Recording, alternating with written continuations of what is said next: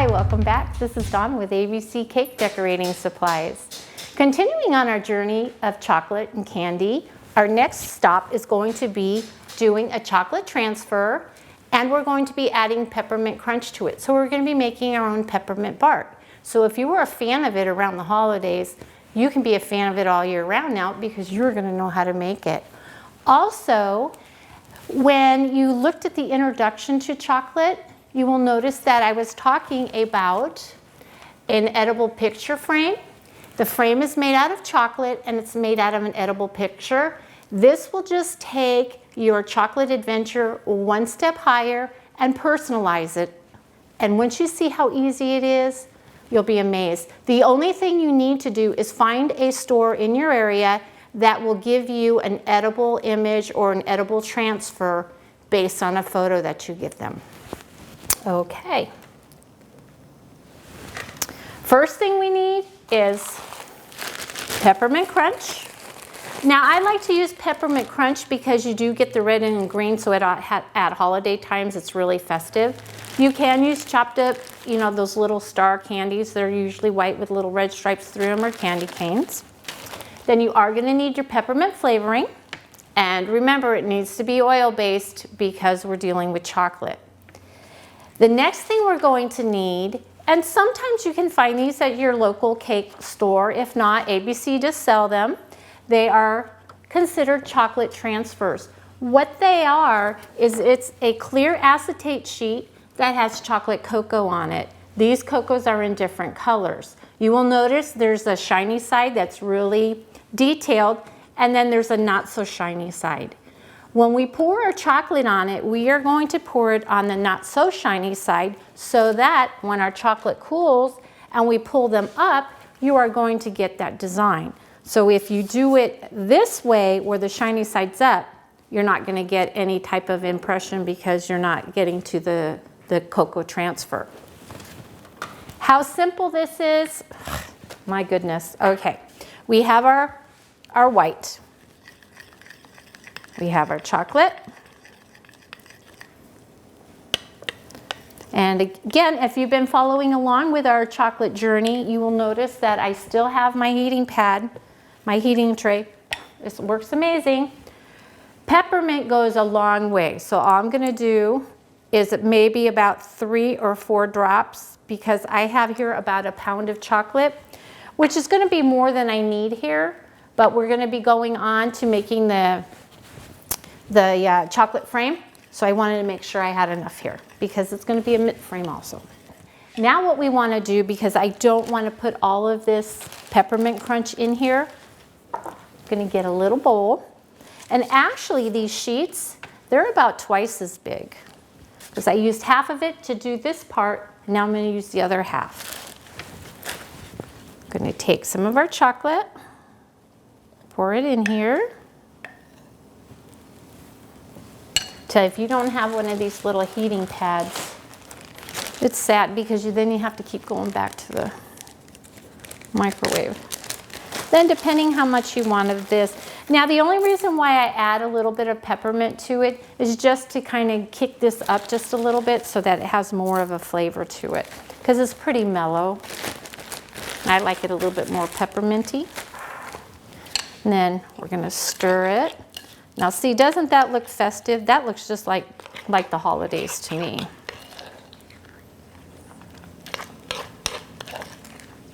And then this is how easy it is. We're going to take and remember, we want the shiny side down. We're going to take our chocolate. We're just going to pour it right on top. Now you can make your bark as thick or as thin as you want.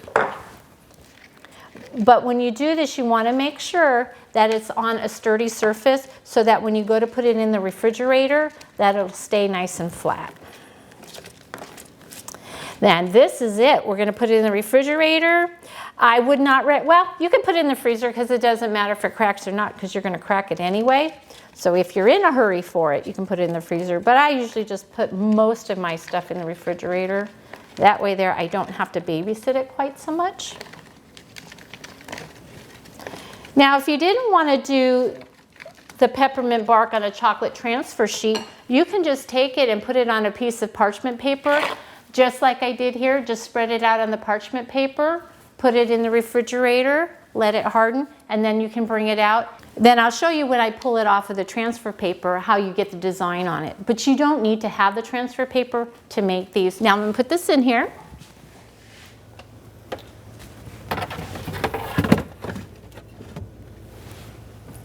We're going to let it cool. And like I say, it's probably only going to take about 3 to 5 minutes. So while that's in there, I want to show you how easy. Everything here is just so easy. It's actually, you find that you're creating a new thing. So you could be creating a little monster for all you know. If you're not familiar with edible images, this is basically what they are. Most places will do a regular photo for you as long as it's not a copyright photo. There's only a few things that you need to be careful for. Number one, they do dry out. They do get hard. So I would not recommend getting these much more in advance than maybe 5 days, because after that they can start getting brittle. So you do want it to be flexible so that when you pull it off and you place it and then you smooth it, it won't crack. Also, they're very easy to cut. What I've done here is I've cut this so that it will fit right into my picture frame. And then we're going to fill it with chocolate.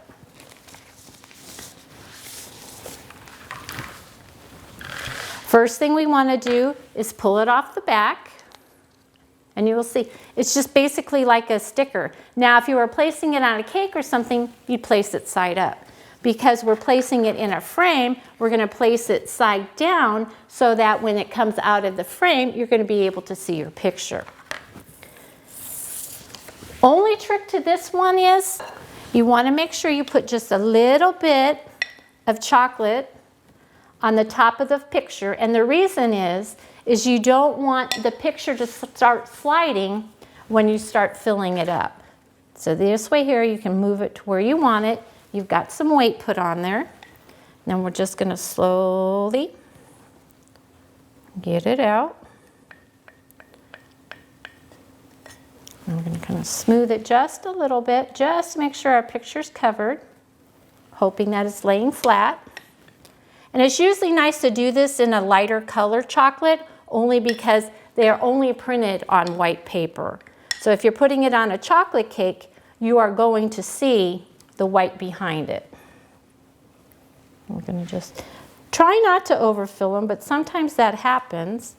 And then if you remember, if you were in the very first part of the chocolate and candy journey, when we did our thank you cards, one of the things we did is we tapped it, remember?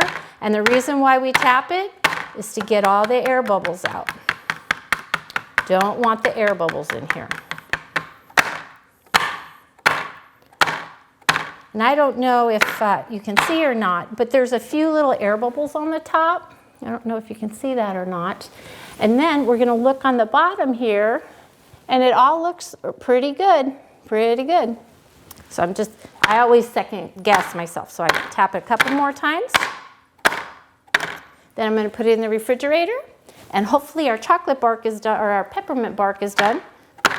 And I'll show you what to do with that. Ooh, looks like it's ready. You can tell it's ready. You can already see the chocolate starting to pull up from there. Go like this. The image is gone, and it's on to our chocolate. Next thing we do, we're just gonna break it up. That's the fun part. So if you've had a bad day, you can come and just make chocolate bark and break it up. So that is how easy the chocolate bark is. So now you've made peppermint bark, and you've also made an edible picture frame. And actually, the edible image does not have a flavor to it at all. So it's not gonna change the taste of your chocolate. It's not gonna change the taste of your cake, icing.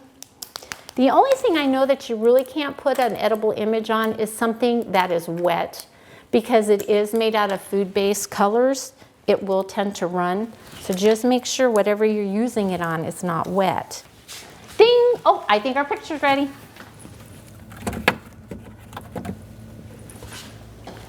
Okay, this is what it looks like before it comes out of the frame. You can see, look really close, that there are no air bubbles in it whatsoever, and the edible image has not moved.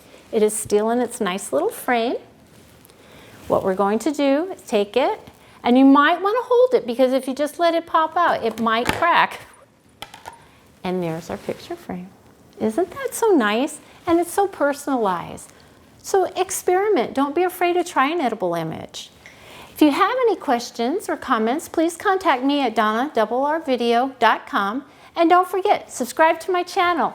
Hope to see you soon, because next we're going into making caramel covered pretzels and a 3D tiered mini chocolate wedding cake. Thank you.